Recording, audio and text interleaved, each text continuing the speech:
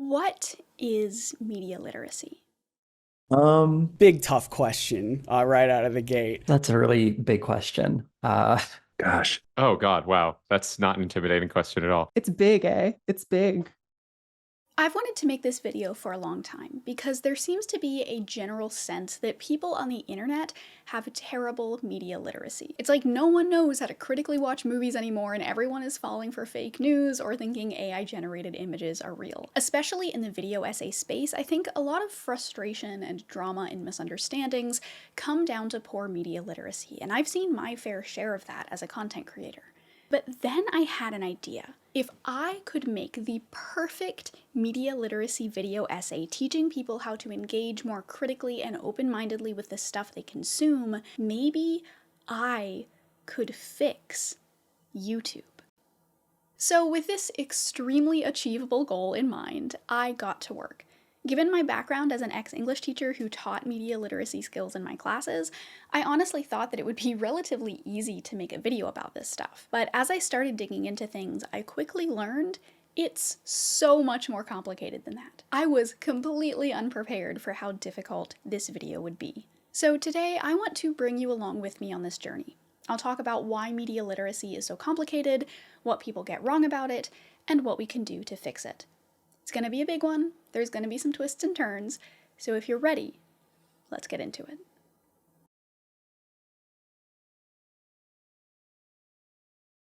When I decided to make a video about media literacy, the first thing I needed to do was to understand what media literacy even means. And this is harder than it sounds because while we talk about media literacy a lot, people rarely stop to actually define it. In tweets and articles and even video essays, people use the term to mean kind of anything. It's sort of become a catch-all for literary analysis, critical thinking, fact-checking, reading comprehension, or just having the right opinion on a piece of media. So my first step was to establish what media literacy actually is, and to do that, I turned to academic articles and textbooks, because when in doubt, find experts and listen to them. But the thing is, the experts don't really seem to know what media literacy is either. I had such high hopes. I found all these great articles, I even got a couple of textbooks that are aimed at teachers and students. I mean, this book is for middle schoolers, how could it not be straightforward? But to be honest, I hated these articles and textbooks.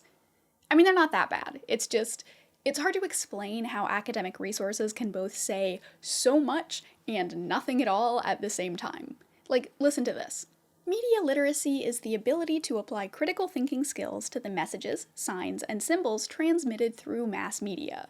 Or, we define media literacy as the ability to decode media messages, including the systems in which they exist, assess the influence of those messages on thoughts, feelings, and behaviors, and create media thoughtfully and conscientiously. Or, critical media literacy is about asking questions. Through CML, we not only explore what we know, but also ask how we know it. When practicing CML, we employ a collection of skills that help us move from being passive consumers of media to becoming engaged critics and creators. What does that mean? Like, I know what all those words mean, and I understand what those definitions are getting at, but, like, what is critical thinking here? And what does it mean to decode the system in which something exists? And where do you even start with employing a collection of skills?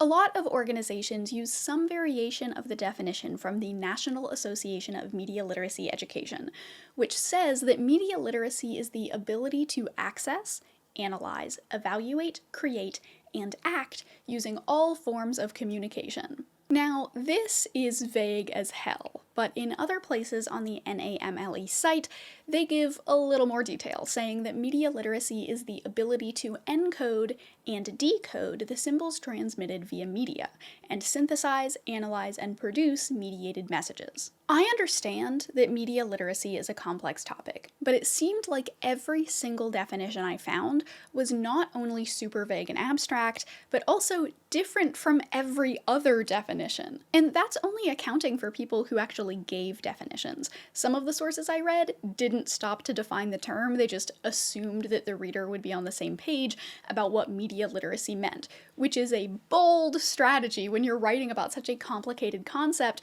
that doesn't seem to have any agreed upon definition. So why does all this research suck so bad at defining media literacy? Well, the good news is that other researchers are asking this same question. There's one article I read, Analysis of Definitions of Media Literacy, which, what a great title. And in this article, the author, W. James Potter, did a meta-analysis of other media literacy articles to figure out whether there's any widely agreed upon definition of the term. And what Potter found was that there are 434 different elements associated with media literacy across the hundreds of articles he read. Over 400 different skills or goals or outcomes that we associate with media literacy. To quote Potter, media literacy is regarded as being a conglomeration of a great many skills, including the ability to read, evaluate, analyze, imagine possibilities, deconstruct messages, recognize patterns, challenge meanings, judge credibility, decipher sender intent, counter-argue, dig for truth, avoid influence, and produce messages. And scholars claim that media literacy has the power to help us improve a wide range of other skills and abilities. It can also protect us from false messages in the media, create positive habits from scratch, and transform risky behaviors into positive actions. It can alter faulty beliefs about self, identity, health, community, religion, and media bias, while protecting our existing beliefs that are not faulty in some way. It can increase our degree of engagement with the media, other people, institutions, and society at large. So, yeah, media literacy is complicated. And what's even worse about all this is that when you can't even agree on what something means, it's impossible to agree on the scope of the problems with that thing or how to solve those problems. So not only was I running into these frustratingly vague definitions, but all the solutions that writers posed for how to teach better media literacy were also frustratingly vague. So many of the sources I looked at boiled down to teach students how to recognize fake news or talk to your kids about social media algorithms. For instance, on the NAMLE website, that's such a difficult series of letters to say. I'm not gonna call it NAML, though that's pretty good. Namely's not bad. For instance, on the NAMLE website, they suggest integrating real-world examples of media into lessons, providing opportunities for hands-on learning, and teaching students about responsible online behavior and information literacy. And on the one hand, yeah, that's all great. But when I was training to be a teacher, we were constantly told about the value of relating topics to students' lives, using real-life examples as much as possible, making lessons hands-on, and helping kids learn how to responsibly use the internet. And that was almost a decade ago. To me, all of these solutions from the NAMLE felt both glaringly obvious, yeah, we should teach media literacy skills in school, but also unsatisfying. I refuse to believe that the way to fix people's poor media literacy is just pay more attention in English class. So the scholarly research had provided more problems than solutions, and at this point, I felt like I had wasted 3 weeks of my life getting nowhere on this project. So I did what we all do when we've reached rock bottom. I went to Twitter. Part of this was because the scholarly stuff hadn't gotten me anywhere, but it was also because I was curious about another angle of this media literacy discussion. Whenever I had read about media literacy in an academic context, it was almost always focused on teaching students how to analyze nonfiction. Students were media literate when they could identify fake news or tell the difference between a news article and an advertisement. But colloquially, when most people use the term on the internet, it was more often applied to fiction. People are media literate when they can analyze TV shows or understand the themes of a movie. The difference between how academics and laypeople use the term media literacy wasn't intended to be one of the main focuses of this video, it was just something that I was mildly curious about. But especially after having learned that even media literacy researchers can use the term wildly different from one another, I was interested in how this would be reflected in how the general public use the term. But, probably unsurprisingly, Twitter didn't make anything clearer. When you search media literacy, you mostly just get people quote tweeting someone's opinion on a TV show and saying media literacy is dead. Believe it or not, there aren't in-depth Socratic dialogues happening on this godforsaken website. But there was something that surprised me during my Twitter excursion. Apparently, talking about media literacy is cringe. Now, maybe I'm too English teacher pilled to understand this, but I find it genuinely weird. That's like saying you think critical thinking is bad, actually, right? According to Twitter, people who care about media literacy are dweeby little nerds who don't want anyone to have any fun, and they just police people's interpretations of media. Media literacy enjoyers are pretentious woke scolds who want to overanalyze everything, when in reality, it's not that deep, bro.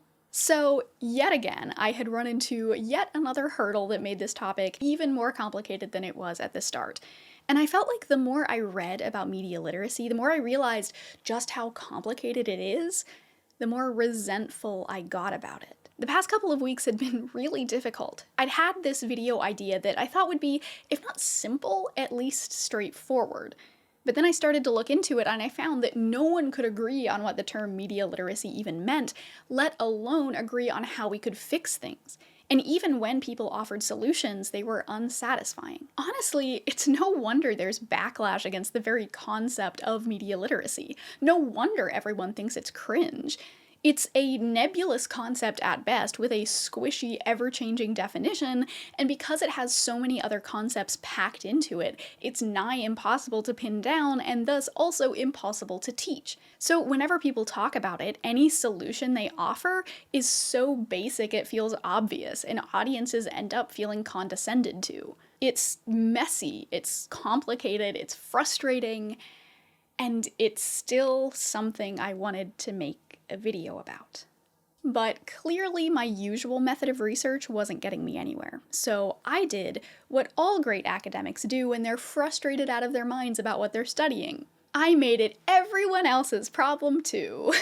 I hit up 12 of my friends and asked them to sit down and chat with me about media literacy, and honestly, they added a lot more complications, but their insights did help me to work through the absolute mess that is media literacy. So let's see what they had to say. Hi, you may not know me, but my name is Babilla. I'm a video essayist and friend of Zoe, most importantly. My name is Ben. I run the YouTube channel Dummy. I'm Elliot. I am a YouTuber. Hi, my name is Emily, otherwise known as Lady Emily on the internet, from the YouTube channel Lady Emily, and is also co-writer for the channel Sarah Zed. My name is Jose. I run a channel that is also named Jose. Well, I'm Legal Kimchi. I am a video essayist here on YouTube. I am Lily Alexander. I make video essays about art and gender and the tech industry. Hello, I'm Lola Sebastian. I have a YouTube channel where I talk about primarily literary adaptations. My name is Nick Covington. I'm the current creative director at Human Restoration Project. I'm Noah Sampson. I make YouTube videos. I do commentary videos. Yeah, my name is Scott Nicewander. I have a YouTube channel called NerdSync. My name is Star. I'm an anime girl on the internet. I am a comic artist and YouTuber. I've been making comics and stories on the internet for basically as long as the internet has allowed you to do such a thing. The first thing I wanted to do with these interviews was to see if I could crowdsource a definition of media literacy.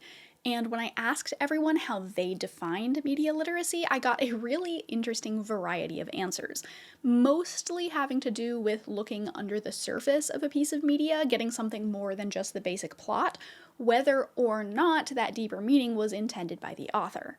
Media literacy, it comes in a lot of different shapes and forms, right? So when I think of someone who's media literate, it's someone who's engaging with a piece of media at a level that goes beyond passively consuming it. They're actively thinking about what they're seeing, what it means, and often placing it in a greater context. Media literacy is understanding what the message, what the point of something, or at least at the very least trying to uncover that and not necessarily taking everything as face value, I suppose. So I think media literacy in general is your ability to properly read into those things. like to be able to see like what somebody is trying to communicate, whether it be intentional or not intentional. Media literacy is the ability to apply like a variety of different ways of viewing media, the ability to understand a thing on its own terms and consider like the context that it was made in. All of these answers were so great. I was genuinely so impressed by every single person I talked to. But there were some particularly interesting tidbits that I want to look at. So, remember some of the definitions from media literacy folks I brought up earlier? One of the things that almost all of them included was the idea that media literacy isn't just about how we consume media, but also the skills we employ when creating it. But even though all the people I interviewed are content creators, only 2 of them considered that creation element in their definitions.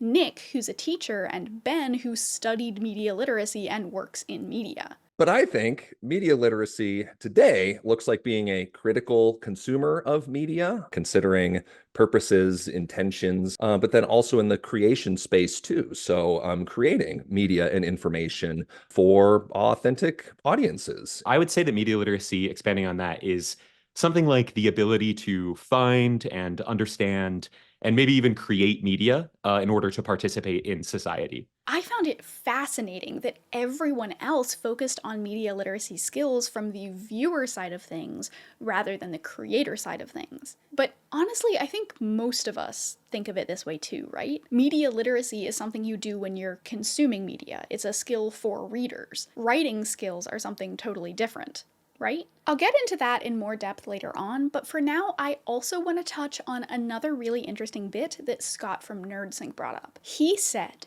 that being media literate means knowing the difference between plot and story.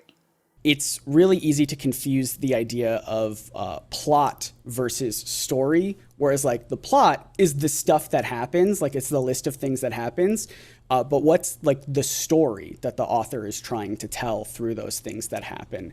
And so I think for me, it's trying to find that story, whether it's intended by the author or just something that I picked up through my reading or watching. A couple weeks after I did those interviews, I actually sent Scott a DM to tell him how integral this idea he'd brought up was to my video.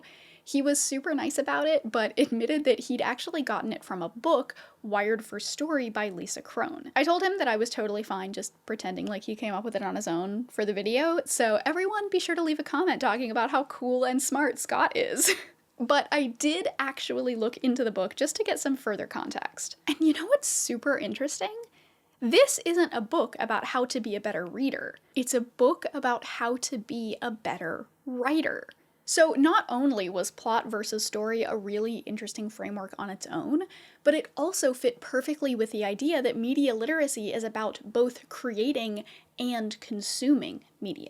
Plot versus story also connected really well with something both Star and Lady Emily mentioned. When it comes to art specifically, people viewing art, movies, books, games, whatever, as a form of like plot delivery or just basic idea delivery rather than what is it trying to say? What is it trying to do? That's on the surface level of they understand what is going on in the plot, even if not every single thing is directly spoon-fed to them. And also just kind of understanding the intent. Why is this being shown to us? Why is this important? And kind of gleaning additional information from that. And I feel like most people have a good grasp of the former, but the latter I feel like is where a lot of people sometimes struggle, and then that's where it causes problems occasionally. The other thing I really like about the plot versus story framework is that it can be applied to all kinds of media literacy, not just fiction. Like if you're reading a news article, you have the plot, which is the literal words on the page, the factual information that the journalist wrote, but you also have the story, which is the rhetorical purpose of the article, what the journalist is trying to get you to feel or do, along with all of the other context, like where and when it was published. This actually solved some of the issues I had with the academic research on media literacy. Earlier, I mentioned that it seemed like when academics talk about media literacy, they were usually referring to how people engage with nonfiction, like news. But when the general public talks about it, they're usually talking about how people engage with fiction, like movies and books. It always felt like there was some fundamental difference between what each of those groups meant when they used the term. But now I realize that no, media literacy is both of those things. Though all that being said, even after these interviews, I still hadn't found a perfect definition of media literacy. I was starting to get a better idea of what it meant, though, and I realized that maybe its elusiveness as a concept is actually part of it. Media literacy is all the things my interviewees said, and all the things the research articles said too. It is a whole bunch of skills like looking under the surface, asking questions about how and why things are made, thinking about the contexts in which things are made, and using those skills on both fiction and nonfiction, both as a consumer and a creator. Media literacy is complicated, and maybe the fact that it's so complicated is part of why people struggle with it so much. But now that I knew that, now that I knew just how messy this topic was, I could start to actually confront the problem. I could start to solve the media literacy crisis. Except, when I asked my guests about this crisis, a lot of them didn't think it existed.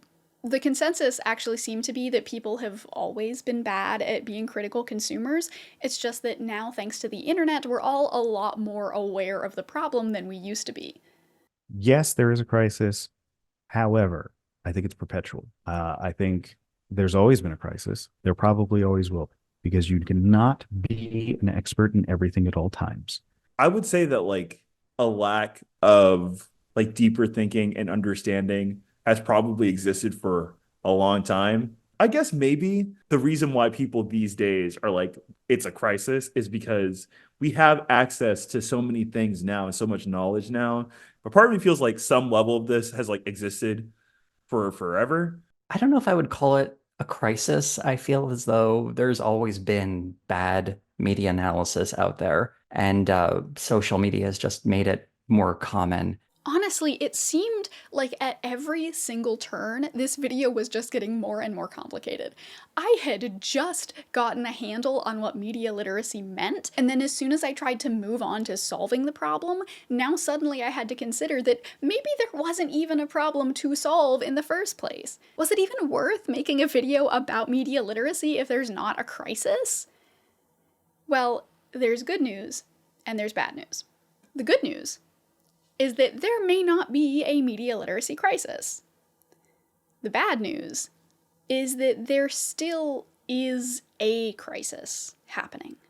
That's the overview of my view on media literacy right now. I think it's symptomatic as opposed to the source of the problem. I don't think the singular focus on it addresses the problem that we observe when we say media literacy crisis. I do not think that there is a media literacy crisis. I think the crisis is imperialism and capitalism, and it has been this way forever. I think it's part of a constantly morphing crisis, which is our state of affairs, our systems. There wasn't some kind of perfectly ideal media literate past that we've fallen from over the past couple of decades, but clearly there is something wrong, right?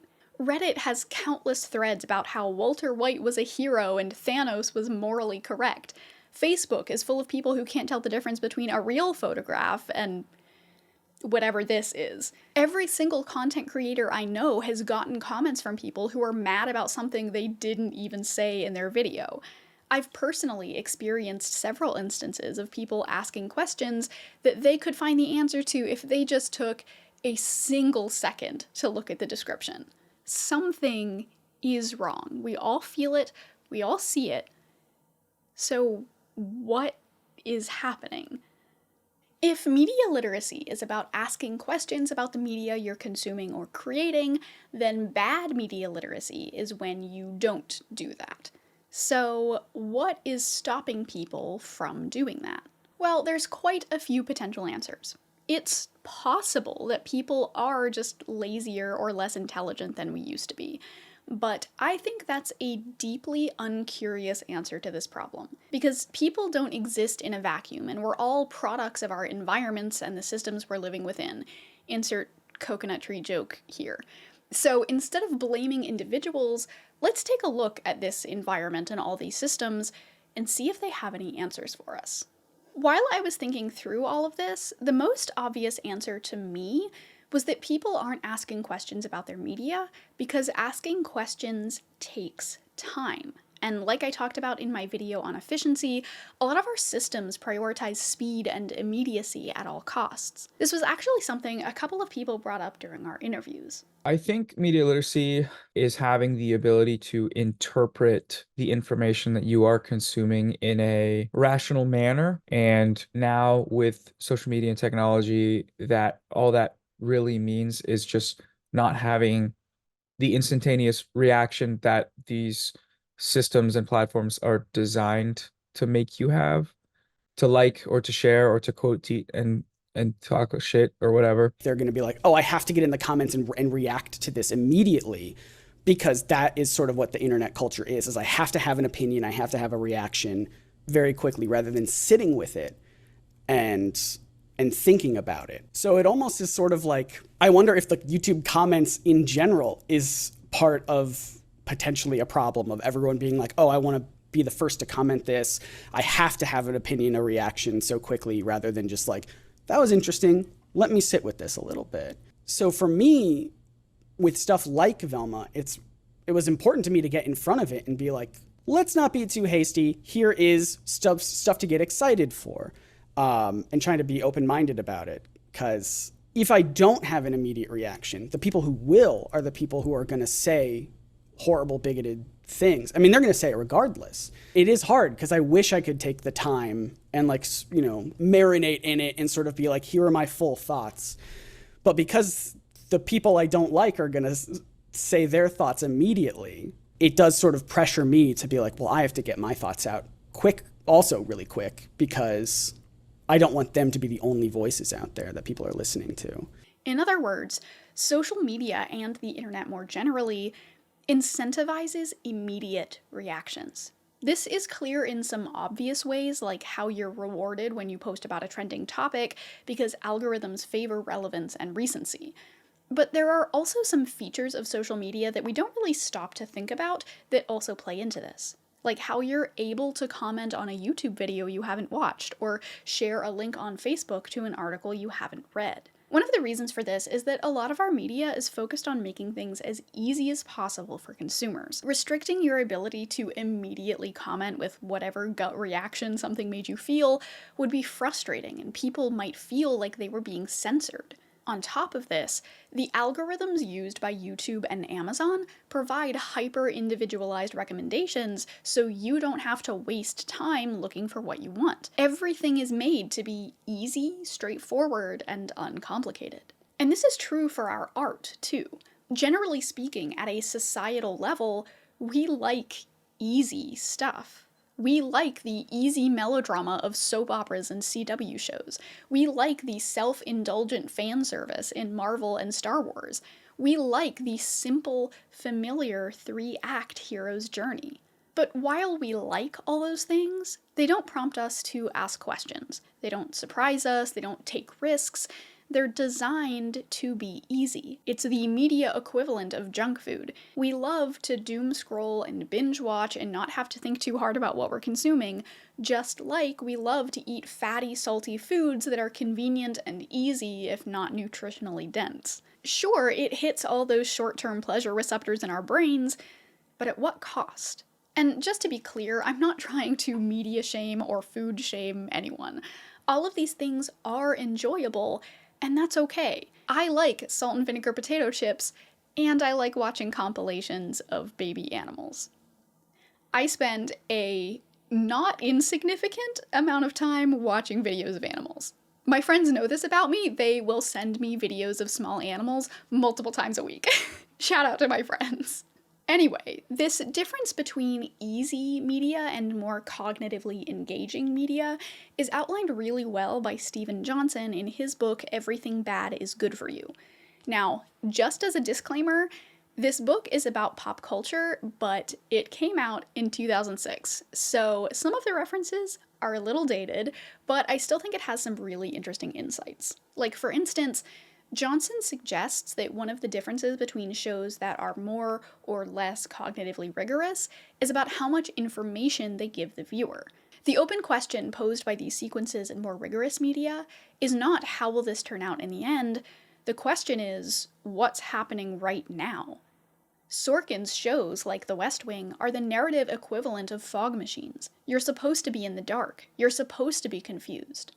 He goes on to argue that when media holds back information and requires more engagement from the viewer, not only is that good for us, but it's also more enjoyable. Part of the pleasure in these modern television narratives comes from the cognitive labor you're forced to do filling in the details. But if that's the case, then what does the industry have to gain from making stuff that requires such little media literacy? Well, when we've become so used to media that gives us easy answers, whenever a film doesn't show every single detail of the world or story or character relationships, people get mad at things that aren't explained. And so media that tries to give audiences that pleasure of cognitive labor is often punished at the box office or torn apart on Twitter for being confusing or having plot holes. I'm just gonna say it. We don't need prequels and origin stories for every single character in a major franchise. We don't need an extended universe that fills in world-building gaps for us.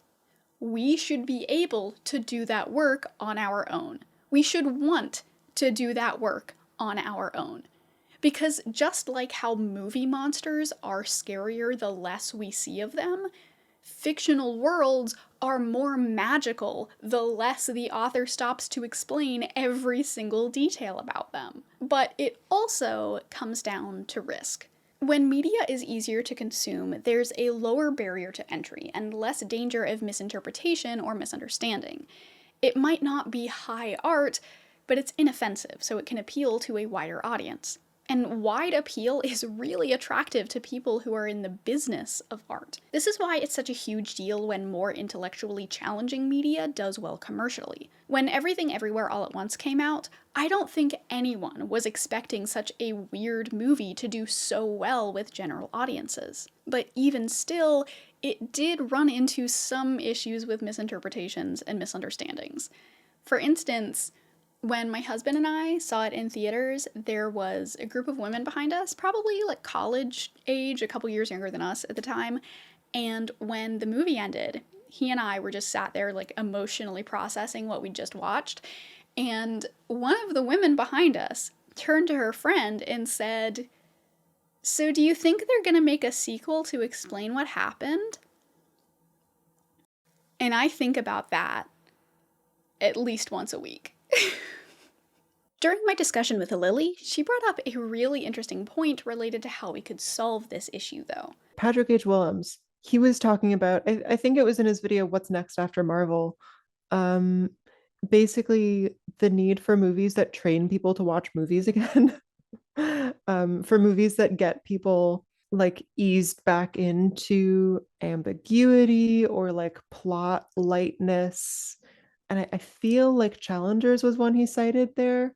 I am a huge fan. I loved it. And I think that is one that it's extremely accessible, but it's also weird. And like watching that movie and also seeing that movie be a big success made me feel hopeful, you know, for like movies that can come along and bridge the gap and get us making like movies for grown-ups again.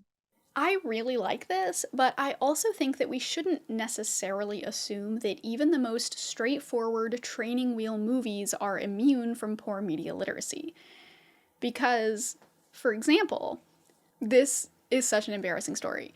So, you know in The Dark Knight, the refrain, "You either die a hero or live long enough to see yourself become the villain"? It took me probably like 8 years and like half a dozen viewings before I understood that that is literally Harvey Dent's character arc in the film. And they just say it. Like they just say it out loud several times. Like it's not subtext, it's text. And I have a graduate degree in English. I have pretty good media literacy, I think. And I think about that a lot. I remember when I realized it. I remember when I realized what they had meant, and it was this, like, I literally was sitting on the couch and, like, gasped. I was like, holy shit. Oh. Please like and subscribe.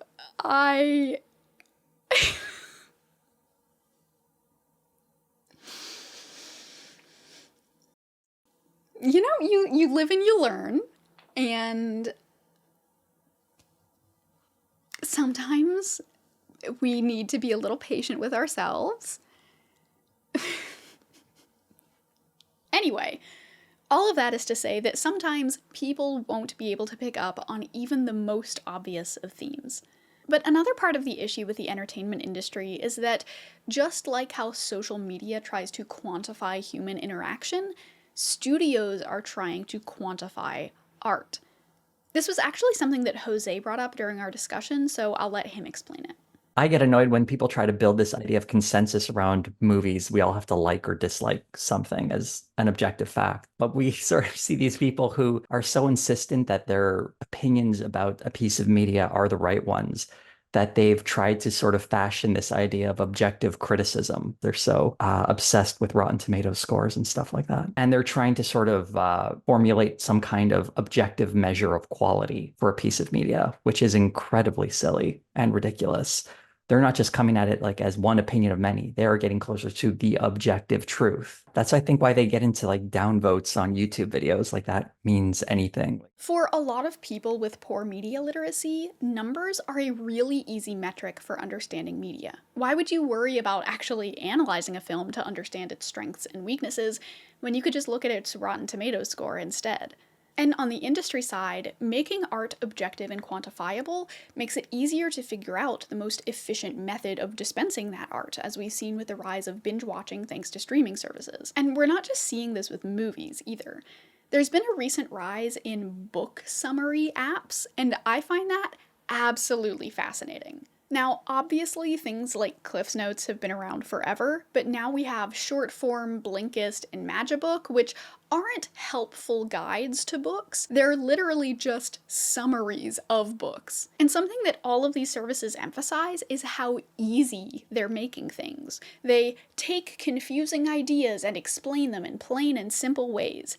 Never get confused by a complicated book again. I don't know if you've seen these ads for Magibook, but they are wild. There's a couple of videos that I've seen from folks breaking down exactly what they do and how terrible it is, so I won't get too much into it here, but suffice it to say, making something simpler doesn't necessarily make it better. But if you see books not as art that's made with intention, but instead as a quantifiable and infinitely reducible data point of which you need to sell as many units as possible, then of course it makes sense to reduce it down until it's as easy as possible to consume. But this focus on ease of use is also a big factor in another media literacy issue, the spread of misinformation online. Part of this is because, as Mike Caulfield puts it, the primary use of misinformation is not to change the beliefs of other people at all. Instead, the vast majority of misinformation is offered as a service for people to maintain their beliefs in face of overwhelming evidence to the contrary. In other words, it's confirmation bias. Social media actually thrives on confirmation bias, because while changing your beliefs is hard, maintaining them, having them catered to, being told what you want to hear is easy. And like I've said over and over again, brains like easy. So social media companies aren't incentivized to combat these algorithms and instead just focus on giving users what they want.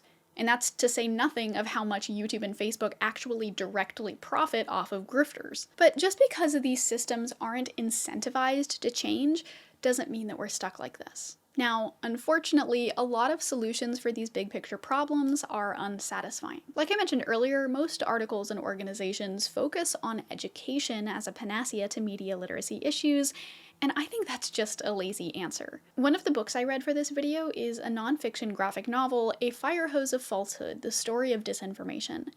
And I think that it can be a really valuable resource, like it has some really interesting stuff on the history of propaganda, but this whole book talks about the firehose, the big institutional forces that overload us with information. and its solution to that issue? Wear a raincoat.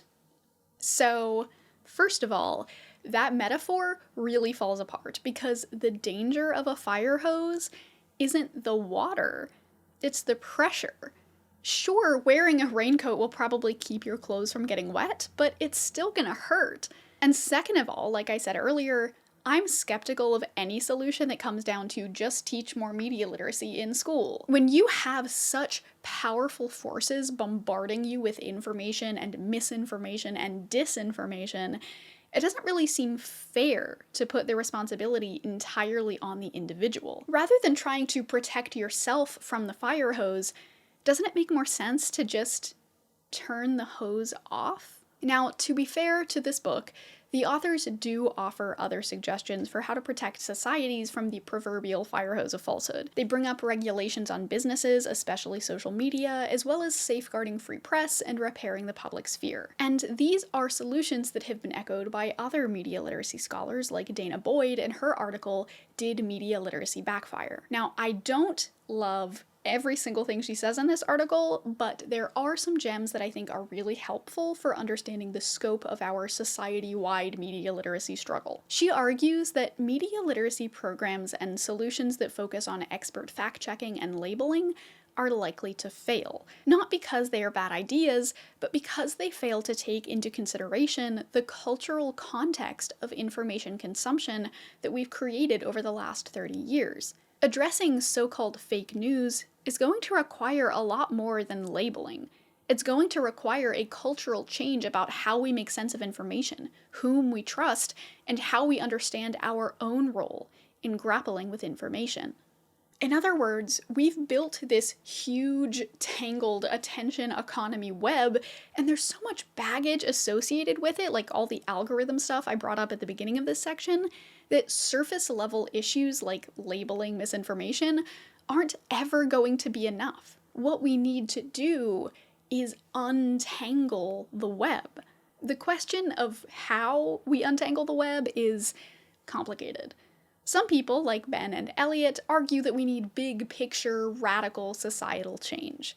For one, to just start radically changing systems of education, systems of media, just to sort of radically undermine capital. You know, the more that you undermine capital and put power into the hands of workers and in the hands of non-proletarian working class people, in the hands of people who are underprivileged, in the hands of people who are disabled, the more that you do that, the less you'll feel there's a problem with media literacy. But until the revolution happens, Dana Boyd suggests in her article that we instead get creative and build the social infrastructure necessary for people to meaningfully and substantively engage across existing structural lines.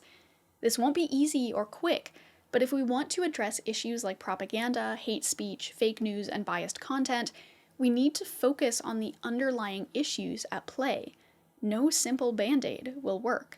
Part of the problem with this, though, is that there's been an erosion of trust in a lot of the institutions that make up this social infrastructure. For instance, people are becoming more skeptical of higher education, but especially of the humanities. And the humanities are the home of media literacy studies. Actual humanities education of like thinking and reading and writing is on the decline on the average in our society because we don't like assign a value to it really. I would situate this in the context of a growing resentment for like humanities and liberal arts in general. You know, I get the feeling that people don't understand or can't quantify the benefit that those sort of like disciplines give. And like universities all over the world are slashing humanities funding to make room for more like STEM funding. I'm not saying that these solutions are doomed to fail. I actually have a lot of hope for these kinds of things. I'm fatally optimistic about this kind of stuff, but like Boyd said, this won't be easy or quick. So until we actually can turn off that fire hose of falsehood and stop our systems from incentivizing poor media literacy, there has to be something we can do in the meantime, right? If we don't have the power to turn off the fire hose, we should at least put on a raincoat. Now, I know that I've just spent the past however many minutes, arguing that the problem is systems. And that is true. I know that there is no individual solution that is a perfect panacea for any of the big picture issues I talked about. I know that. But just because certain behaviors are incentivized, that doesn't mean that we should just roll over and give up. There are ways that we as individuals can practice better media habits, including by using the sponsor of today's video, Milanote. Milanote is a tool for organizing creative projects, and it essentially functions as a virtual whiteboard. I'm a really visual person, so whenever I'm working through an especially difficult topic for a video, I need a place where I can map out all my ideas. I'd actually started outlining on a physical poster board with markers and post-it notes, but my problem is that I'm quite verbose, and physical media have physical limitations. But Milanote, on the other hand, can handle all the chaos and wordiness that I threw at it. I created a subboard just for mapping out all the different ideas that came up during my interviews as a way to see how the different conversations overlapped and find common connections and themes. I know it looks chaotic, but that's the writing process. I taught writing for almost 5 years. I have a graduate degree in this. This chaos is normal and healthy, and if you have a chaotic writing process like me, I promise Milanote can handle it. Whether you're writing essays or novels or even just trying to organize your thoughts, creating a visual for it can be really helpful in helping you slow down and critically think about your ideas. And whatever you're working on, Milanote has a template for it. They've got mood boards, graphic design, filmmaking, every kind of writing project. I actually started this board using the novel outline template and then customized it to fit my chaotic writing process. And for those of you who do collaborative projects, you can easily share the board with others who can leave feedback using the comments feature, or even work on your board together in real time. They also have a mobile app that I've been using a lot to write myself notes as I come up with ideas. So I'm one of those people who always used to just text myself ideas or links, but the Milanote app is so much more convenient because it automatically syncs with your computer. Milanote is available for free with no time limits, and you can sign up using my link, milanote.com/ZoeB, which is also in the description and in the pinned comment. I genuinely have really enjoyed my time using Milanote, and it actually came in clutch for this video with how much it helped me to organize the mess that this topic became. I mean, you saw how chaotic my writing process is, so I was really genuinely impressed with how easy it was to use. I cannot recommend it enough. Again, that link is milanote.com/ZoeB, and thank you again to Milanote for sponsoring. But let's get back to the video.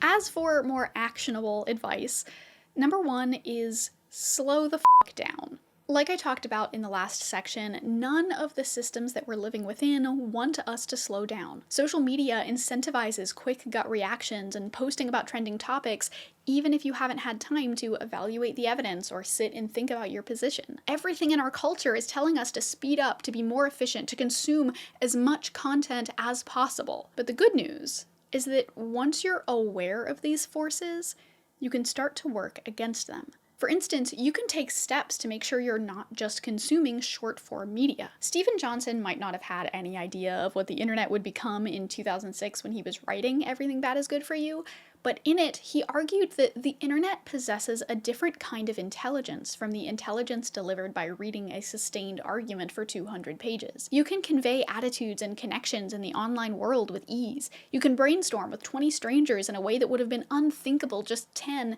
now 30 years ago. But it is harder to transmit a fully fledged worldview. The cognitive immersion of a novel requires a physical immersion for the effect to work. You have to commit to the book, spend long periods of time devoted to it. If you only read in short bites, the effect fades, like a moving image dissolving into a sequence of frozen pictures. I know books are slow and tedious, but that's a feature, not a bug. Short-form media is fine, but long-form media is also important, especially for nuanced topics. The most important piece of advice when slowing the f*** down, though, comes down to one single concept. Media, all media, is made with intention. As a writer and a poet, I can assure you that every single word a writer chooses is chosen for a reason. So whenever you feel a strong emotional reaction towards something, pause before you comment on it or share it. Use that pause to ask yourself questions about what you just saw. Media is made with intention, so what kind of intentions might have been put into this? What do you think the author is trying to do with this thing they made? Who do you think they made it for? And once you've asked yourself those questions, then you can decide if what you're feeling is fair or not, and then you can decide on how you want to proceed with sharing it or leaving a comment.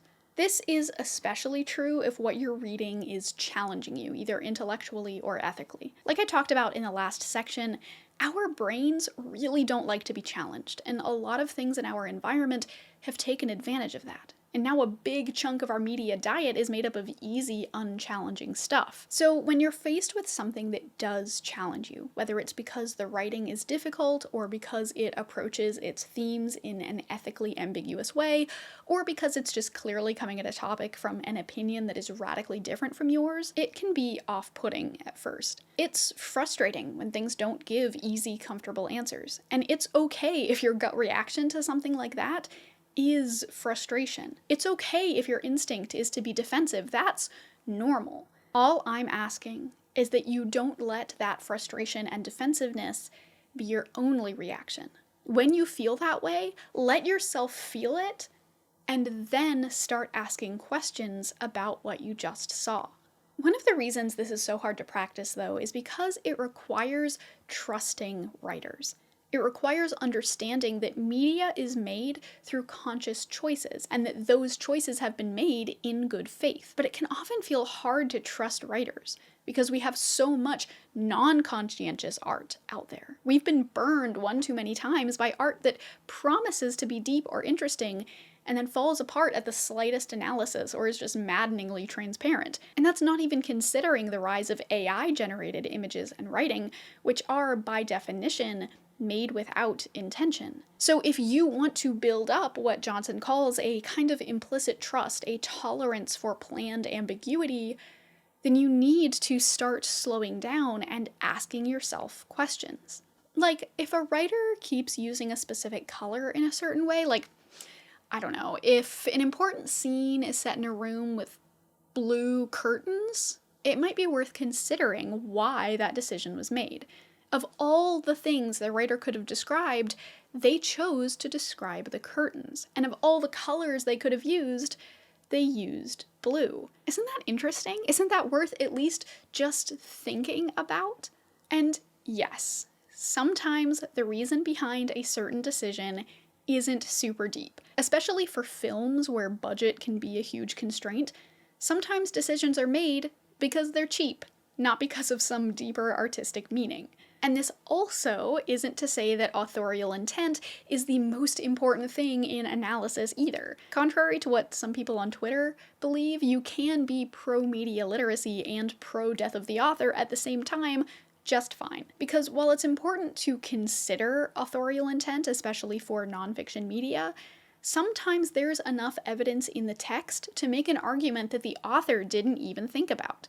Sometimes it's not even intentional. Sometimes people are getting a message across, like they're delivering a message in their work that is more representative of like what they think and what their ideals are. And they may not think that that's like what they're doing when they create that piece of work, but that is like what ends up coming through. It's like with Tolkien. Tolkien states that he hates allegory. There are clear allegorical elements in The Lord of the Rings. So regardless of him saying he hates it, you can find those elements in there. That's why folks can bring their own meaning and extricate that from the text, even when the author didn't intend for it to happen. But this is also somewhat related to one of the most common misunderstandings about media literacy, the idea that media analysis is just a matter of opinion. Believe it or not, there is a difference between analysis, which is aided by good media literacy, and opinion, which is just vibes. When you're talking about what a piece of media means, that is analysis. When you're talking about whether a piece of media is enjoyable or not, that's an opinion. The textbook, The Media and Me, A Guide to Critical Media Literacy for Young People, explains it this way. When we adopt a critical stance toward media, we ask questions about meaning, which is open to multiple interpretations, including competing interpretations. This situation might be enough to make you throw up your hands in despair and say, who cares? It's all just a matter of opinion in the end. This is when validity and a host of principles that can help give us confidence that a statement or story is true come to the rescue. Some differences of interpretation are a matter of opinion, but many differences of interpretation can be resolved by considering the evidence for and against each of the competing interpretations. The idea that the validity of different interpretations of a work comes down to evidence is actually the underlying foundation of literary analysis. That's what my high school AP English teacher told us over and over. You can argue anything you want about a text. You can take any meaning you want from it as long as you have the evidence to back it up. There are some interpretations that have more evidence than others, and those are usually the ones that English teachers like to say are the correct interpretations. It's like how we have scientific theories that we might not be able to technically call facts, but for which there is so much evidence that, for all intents and purposes, they can be taken as facts. The meaning of the green light in The Great Gatsby is just like gravity. Sure, it's technically just a theory, but the evidence is overwhelming, and trying to argue that it's just an opinion is going to make you look deeply unserious. But when it comes to your own personal experience with art, you're allowed to have whatever opinions you want. You're allowed. I'm an English teacher, and I am telling you, you are allowed to have feelings about a book or a movie or a video essay, even if those feelings aren't backed up by evidence. You are allowed to feel things about art, and those feelings are valid. The big question that you should have when you think about art and media and things like that is it's there to make you feel things. Explore that. Go for it. Like, films are not logic dispensing machines of information. They're meant to be forms of art, of entertainment, of joy, love, and all these emotions. One of the best things we can do is to allow ourselves to develop like personal relationships with art, even that go against the consensus or that just have nothing to do with the consensus. I think one of the best things for me was just like realizing that I have a capacity to understand things, like it's already there, and it is not something that needs to be drilled into me so much as something that I just need to like respect and give space. That results in me personally making a lot of connections that other people would consider like a stretch, but it's fine because these are my thoughts to have, my feelings to have, and like a richness of perspectives on art is the whole thing of it. Like if there's only one correct takeaway from a given thing, then what are we doing here? What's even the point of paying attention if you can just like get it all from a Cliff's Notes? Sometimes this character is wearing a purple shirt just because I wanted them to be wearing a purple shirt. It's not that deep. But like, here's the thing though. If you can take something from that, I don't think that's a bad thing. It might not be what I intended, but that does not devalue what you're getting out of it, right? Like, just because it was not intentional does not mean that it is a bad interpretation to have, I don't think. I know that I dedicated a whole bit to talking about the importance of intentionality and trusting that art is made with intention, but if what matters most to you is your experience with a piece of art, don't let anyone take that away from you. But honestly, all the advice I just gave is pretty milquetoast, right? To quote an actual academic media literacy article, if the issue were so simple, we could stop writing here and move on to continue advocating for the implementation of these criteria through various educational programs. Yet the situation is far from simple. The situation is far from simple. And something that's important to keep in mind is that one of the main reasons I wanted to make a video about media literacy was because of how it personally affected me as a creator. I felt like a lot of the negative comments I got on my videos were from people with poor media literacy skills who just didn't get what I was saying. And to some extent, I still think that's true. I do believe that, generally speaking, people on the internet could do a much better job of being thoughtful and critical consumers. And I think that all of the advice I just gave is valuable, and we should all try to be more conscientious when we interact with media online. All the people I interviewed also wanted to see better media literacy on the internet, especially in their creative spaces. And clearly we know what good media literacy looks like, so how do we make it happen? Well, my interviewees had a lot of ideas. Jose, Emily, and Scott suggested essentially tricking people into learning by making media literacy fun on its own or hiding it in pop culture analysis. Star and Alex had a similar point, but leaned into the idea that people most readily change their minds based on personal relationships and empathy. They suggested that the best way forward was to talk about media literacy in patient, personable ways. And Noah, Emily, and Babilla suggested modeling the types of behaviors we want to see from our viewers. All of these suggestions are really helpful, and I think most essayists do some form of them already to mixed results. For instance, there's one creator who I won't name who made a video about media literacy and didn't put any of their sources in the description, and I noticed that there were no comments that mentioned that.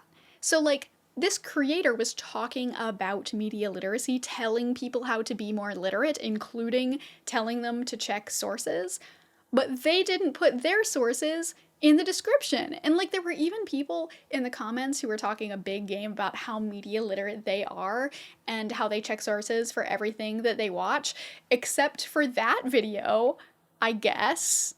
Anyway, all of that is to say that modeling good media literacy is hard. For me, I personally believe that media literacy has a lot to do with intellectual humility and keeping an open mind. And so for me, practicing my own media literacy, I often go into discussions fully prepared to be wrong about things. And while that's sometimes a good perspective to have, it's one that can easily go off the rails. For example, it's probably not a good perspective to have if you are a content creator who gets hundreds and hundreds of comments telling you that you're wrong, all for slightly different reasons, because then you might find yourself questioning every single word you've ever written or every single opinion you've had, and even just like the most basic things that you might even have like a graduate degree in. Hypothetically, of course. I try to be intellectually humble, to see my worldview as open to improvement from new evidence and the experience of others, as Lynch puts it. But historically, that has not gone well for me. But luckily, I'm not alone in that. Almost every other creator I talked to also tended to internalize comments and second-guess themselves. When I receive comments that are like, you did a really bad job with this, that, and the other, I'm like, oh my God, you're right. I did. Even if it's not true, I tend to have to like run them by my best friend and be like, what do you think? Unfortunately, your comments hurt me. And I will be like, oh my God, they're right. I am literally Satan. Or if someone's arguing something in the comments, especially if it's something that I actually did explain in the video, and I'll be like, I definitely talked about this in the video. It'll be a lot of like, oh man, I guess I should have worded it better. I should have formatted the structure of the video better. So yeah, I will just think like, oh, well, I should have done better, and I'll try to do better next time. And then that just adds up over time. But what do you do about that? If media literacy is about considering evidence and acknowledging that you could be wrong, how can you honestly do that as a content creator without sacrificing your mental health or integrity? Well, Lynch argues that having intellectual humility doesn't mean you lack an ego. You just don't put your ego before truth. To be open to learning from others, you need to be confident enough to realize what you know and what you don't. Intellectual humility is not an opponent of conviction. You don't need to thoughtfully reconsider your views about racism when talking to the white supremacists on your doorstep. And one reason you don't has to do with the core meaning of intellectual humility. It means, in part, being open to the evidence supplied by the experience and testimony of others. But evidence here is key. Just because someone comes up to you and says the earth is flat doesn't mean you have to take that statement seriously. You can be intellectually humble without, to paraphrase a well-known expression, being so open-minded that your brain just falls out. So, how do I do that? How do I thread that needle? How do I know which comments I should listen to and which I should ignore? Well, there were several good pieces of advice that the others shared with me. Jose and Star both said that they take the volume or frequency of comments into account. If you have just one really angry comment, then whatever they're upset about is probably a them thing, but if there are several comments all talking about a particular point in your work, then maybe that's something you should think about. But as part of this job, you also have to learn how to put up with reading the most terrible things that people think about you. That's just part of this. And like Lola said during our conversation, that can really take a toll on you. I actually feel like I have really thick skin because you have to in order to do this job and not lose your mind. Because every day on the internet, people are like threatening to kill, rape me. They're, commenting on my appearance. They're commenting on the way I speak. And it's especially hard, I'll say it, like if you're a woman, and if you're not like the most conventionally attractive, people in your comment section tend to be split down the middle of like, yes, mommy, ooh, woo, which is disgusting. Lots of sexualization. It just dealt with tons and tons of weird sexualization my entire career, which is painful in its own way. But it's also better than so much better than people being like, I think you're ugly, and therefore I'm going to kill you. Yep. Yeah, I get a lot of like, why doesn't your husband beat you more? Which is great. You love to see it. But why do people leave comments? And not just the terrible ones, but in general. Honestly, what is the comment section even for? No one really knows. Star, Emily, Nick, and Alex suggested that people leave comments because they just want to be seen and heard. It's not so much that people want attention, though for some, especially the more inflammatory comments, that is probably the case. It's more of a parasocial or community building thing. Others, like Babilla, Elliot, and Noah, argue that it's more about strong emotional reactions. People comment because they get riled up for one reason or another. Would it be like too meta to, at this point in the video, do like a call to action to leave a comment? Maybe not. Yeah, leave a comment telling me why you leave comments. Like, do you only answer questions that creators give? Is it one of these reasons that I've just talked about? I don't know. Maybe that is, I should have formally in the script said, like, do a call to action here, but foresight is not my strong suit. But maybe, as Alex pointed out to me, focusing on comments is actually just missing the point. I feel like people don't engage with YouTube videos as something that is made with intent. And I think that if people did engage better in those ways, that they would be more media literate and also leave better YouTube comments. I don't know if there was a question in there. I'm going to disagree with you. Oh no, okay. No, it's fine, it's good. Because, I come from a perspective of don't trust the YouTuber. Yeah. Okay, that's clearly my out. Mm-hmm. So what that individual is doing is trying to think critically and potentially making a comment not for you. I see. Because we as YouTubers have a tendency to be so focused on the channel being us that comments we feel are directed to us. And even those that call us out directly are not necessarily directed to us. So to assume their intent, I think, is folly. We have created a location surrounding a specific topic, the town square, where people are electronically sharing ideas. Some of those are not directed towards us. So when a person points those things out, it doesn't mean you, Zoe, made a mistake in forgetting these things. It is an individual who may be trying to provide the context to someone else. So what you're telling me is that I need to work on my media literacy and how I engage with comments, and maybe I should be thinking more about how comments themselves are also, as a piece of media in this world, made with intent and rhetorical choices.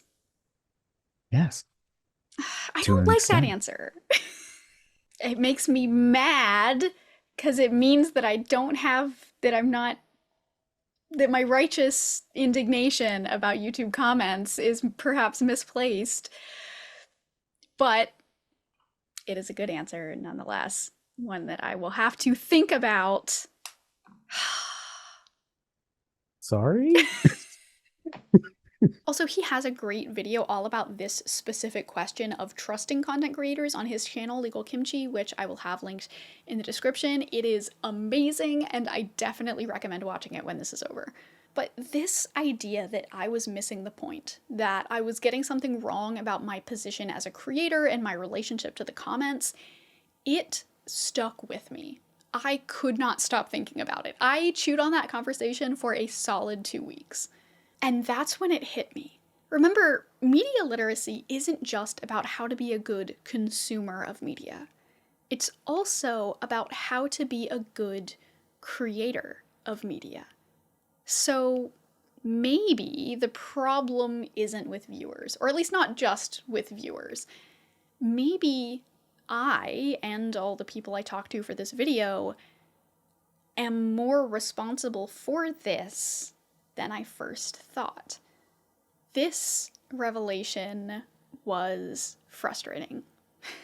I was so sure that people misinterpreting my videos or misunderstanding my arguments was just a miscommunication. And if I just taught people how to be more critical viewers, and if I did a better job crafting my arguments and modeling good media literacy, then everyone would end up in agreement, and it would be a wonderful little space with only positive comments and thoughtful discussion. But that just isn't how it works. There's always going to be what you put out there and what people come to the table with. We also must accept that everyone is human.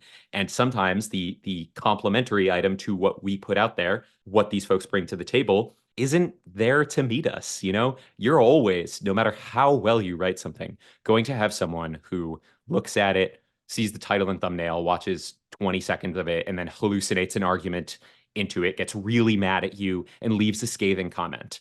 And I posited to you the last time we talked about this, that this was perhaps a type of media literacy in and of itself. But I think learning to accept that people will always do that, and that that's okay, and that maybe it feels a little bleak and like negative on human nature, but that it's kind of undeniable. I think that's like a skill to learn. And I think it's okay to not be perfect at that all the time. And that it's kind of a goal to strive towards, is like learning to, yeah, make sure that you're making a quality product, and maybe providing resources to people so that they can try and come to the table and understand it with you, and really try and get at that shared meaning, really try and exist in the world together.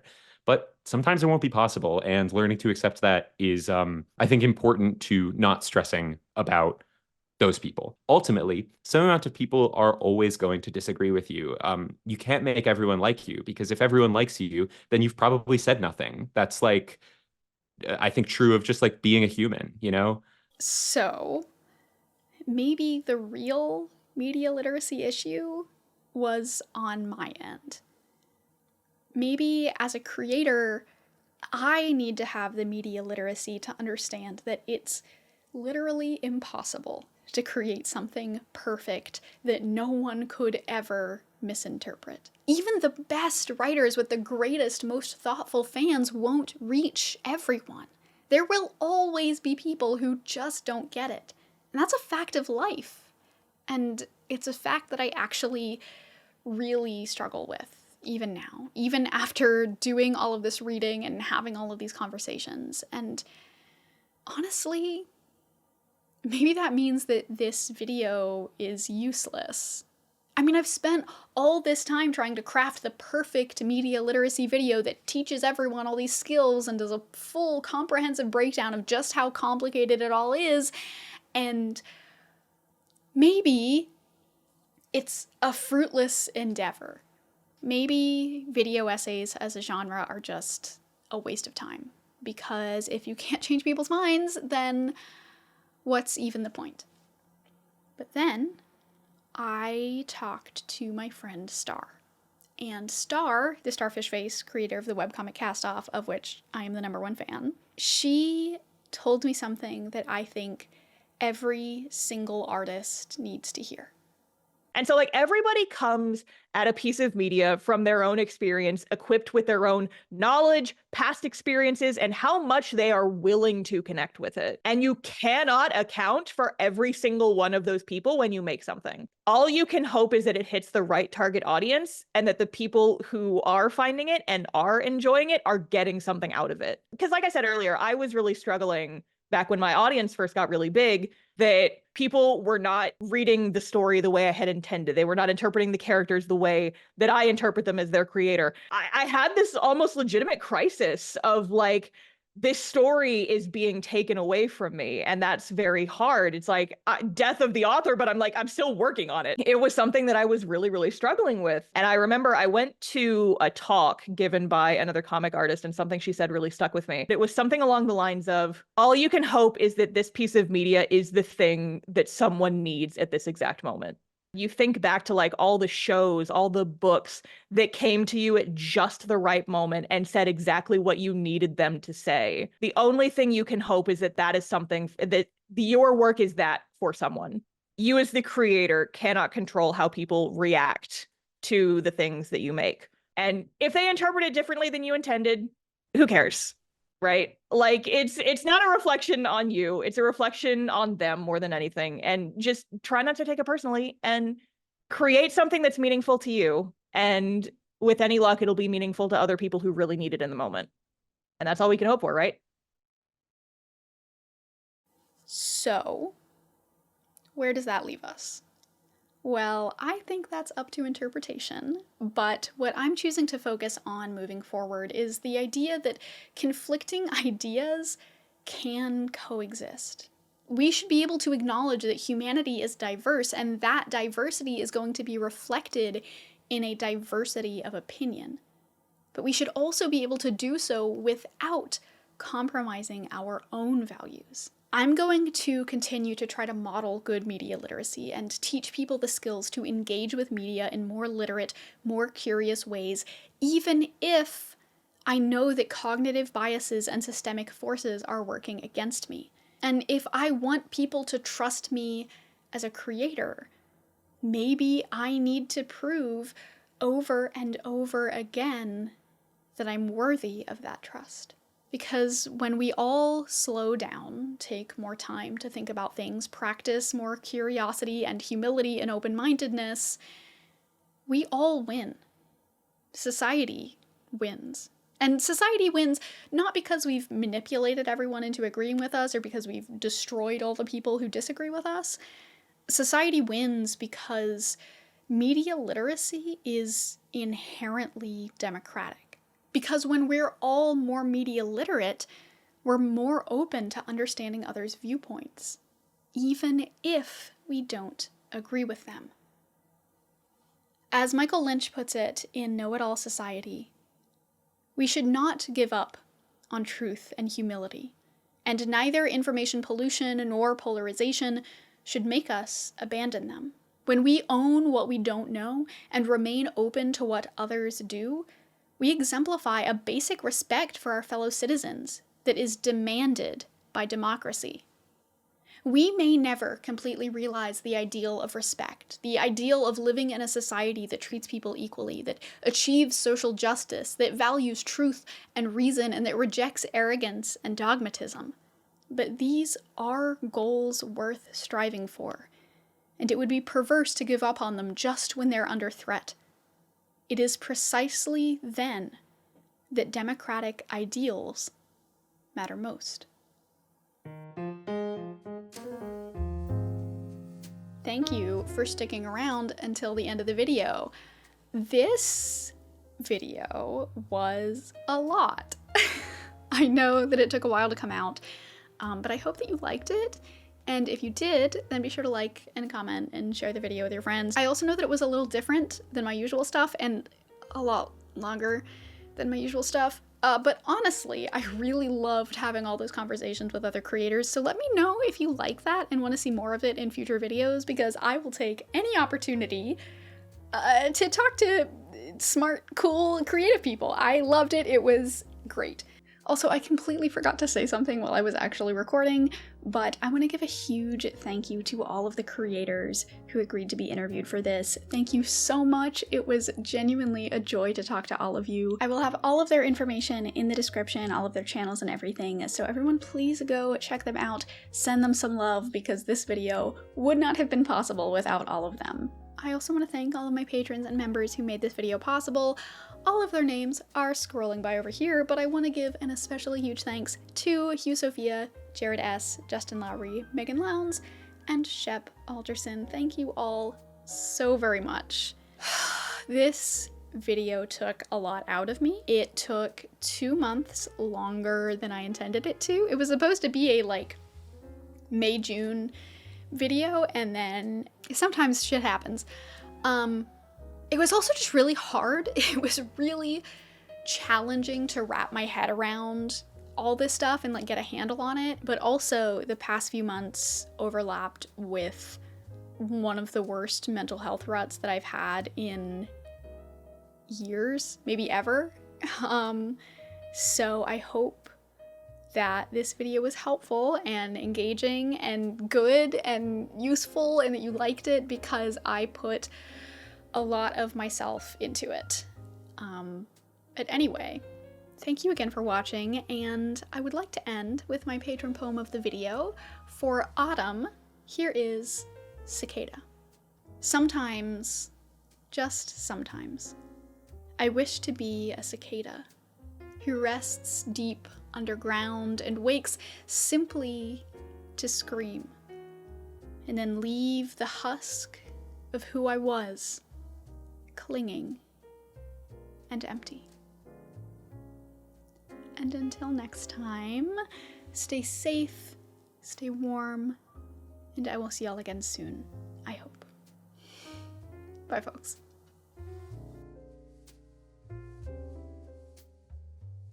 And on the one hand, can you stop sneezing? Hi. My bookmark is a Pokemon card.